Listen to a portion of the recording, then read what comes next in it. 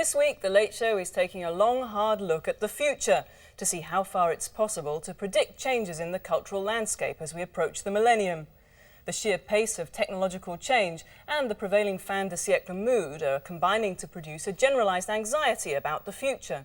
But are we about to enter a world which would be totally unfamiliar, even alien, to our grandparents? Or is the shape of our future already discernible in the present? We start tonight by looking at one key area of cultural change, publishing. Since Gutenberg invented the printing press 500 years ago, the book has enjoyed an almost sacramental status within Western civilization.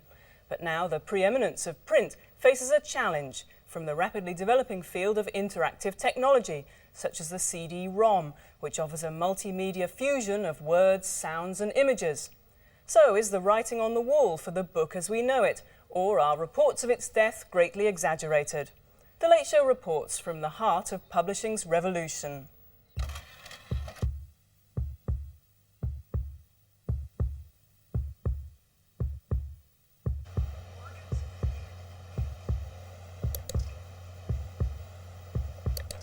Knowledge comes from experience, from actually doing.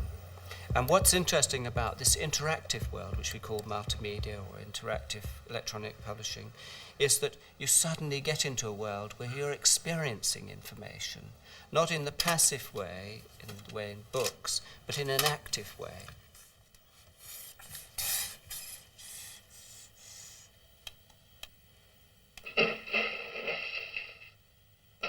If we were to invent the book today, and we had no books up until now, you would definitely have text, you'd definitely have pictures, you'd have to have sound, wouldn't you? And you'd have to have movement.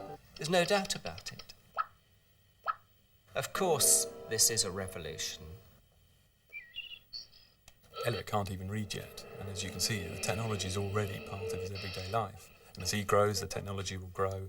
They'll grow together, if you like, as a partnership, and it won't ever be a conscious process. CD-ROM is the first step on a very, very steep staircase of possibilities for electronic information and entertainment publishing. I'm now very keen to sort of get in there and do some major multimedia project. I mean, in a way, there's a bit of me that thinks that doing a multimedia project is probably what I was put on this earth to do.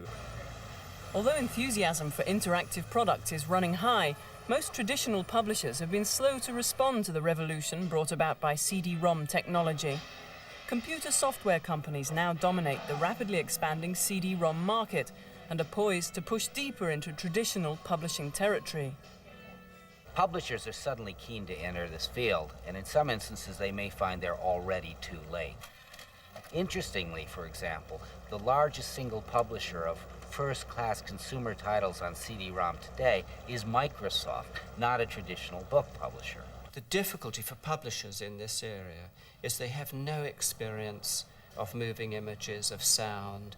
And that's the real difficulty, because you need different types of people. You certainly need software people, you need animators, you need much more skilled designers. All these people have to be collected together. Now, if you've basically come down from Oxbridge into a traditional publishing house, you find it extremely difficult to make this change. The publishing industry's outlets, i.e. bookstores, have been equally slow. And unfortunately, from a publisher's point of view, the overwhelming majority of sales of multimedia titles remains in what I would call computer-associated stores rather than bookstores. One British publishing house that's bucking the trend is Dorling Kindersley, a thriving imprint producing popular reference books. They caught the eye of software giant Microsoft, who acquired a 20% stake in the company.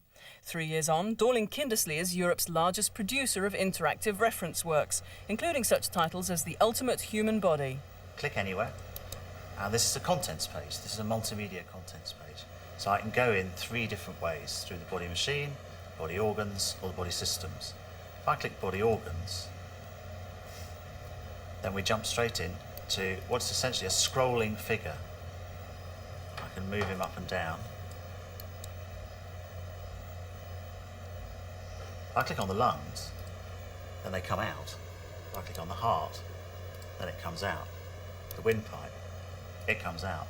So that you can get a sense of how those organs fit together in a 3-dimensional space. I believe that parents will be buying them for children. The thing about children is that they have no problem with this new medium at all. They love the computer and they take to it like ducks to water. They don't have to even be taught how to use these things. They just dive in and explore and play. The word that's been used quite widely in recent years is edutainment to describe those kinds of products. Edutainment products have figured quite strongly in sales. In fact, last year they were a larger sector than the games market, which surprised a lot of people. We went to the beach and just Grandma and me. We have developed in all sorts of different ways. We've produced adult information books, children's information books, so on. We're now doing cartography and so on. But information just doesn't come in book form. It comes in television, in video, also in this electronic area. So we're trying to embrace all that, because what we really are is information publishers. We shouldn't be restricted to the book. The very notion of the book is in danger of becoming obsolete when it comes to reference works. The next edition of the 20-volume Oxford English Dictionary, for example, due in 2005, will be accessed by most users not in book form, but electronically. Putting the OED on CD-ROM represents, I think, a transformation of the material. The material itself is unchanged, but the presence of software allows you to access the material in ways inconceivable to manual users of the physical book.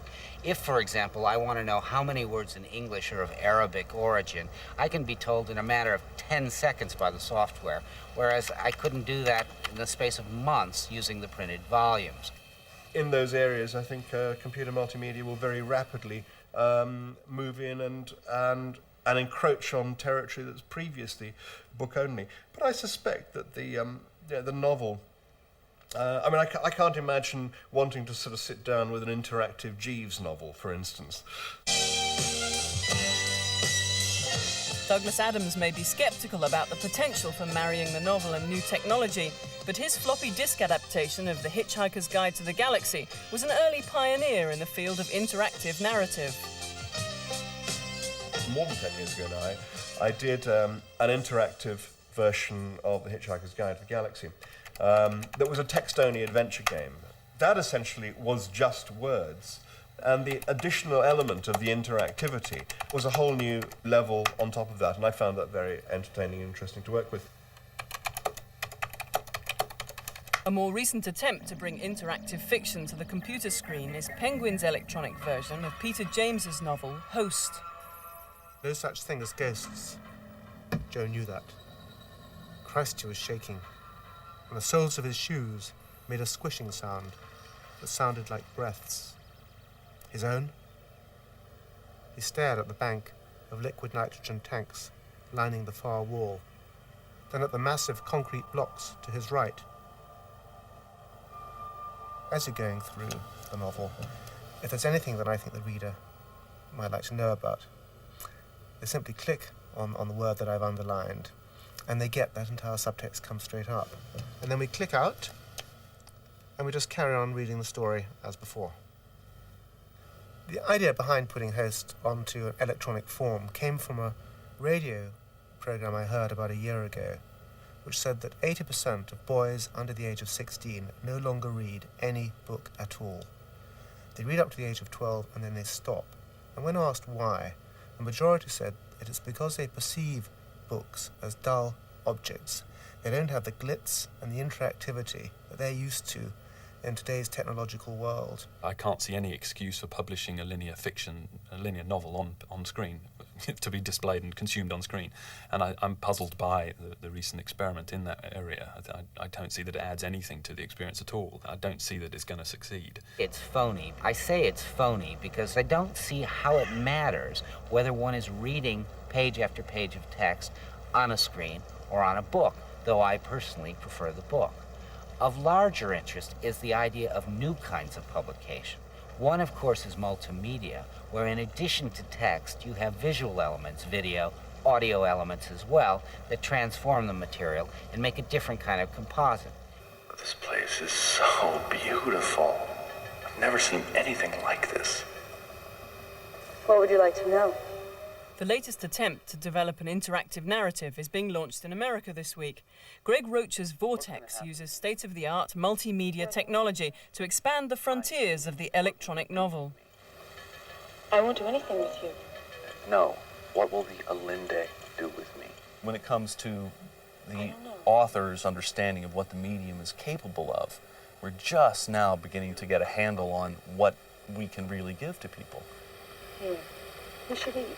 We can now communicate using sound, text, graphics, video simultaneously, and do it in a way that emulates the way that we experience the world, which is controllable and interruptible, allowing you to focus in on one element while a narrative continues forward at the same time. Those are very, very exciting possibilities.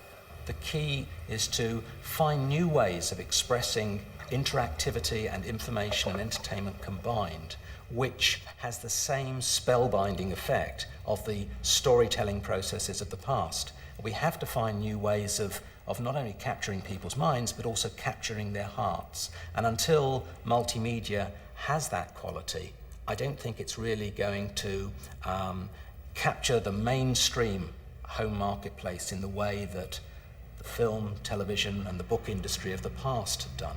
The printed word isn't dead, nor is the book dead.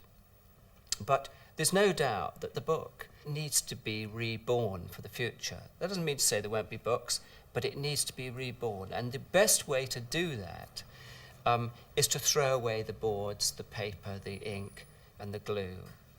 Because as soon as you do it, you free it from the limitations that it has. Whatever the fate of the book itself, the rapid development of technology, both hardware and software, suggests that the business of publishing is on the verge of a total transformation.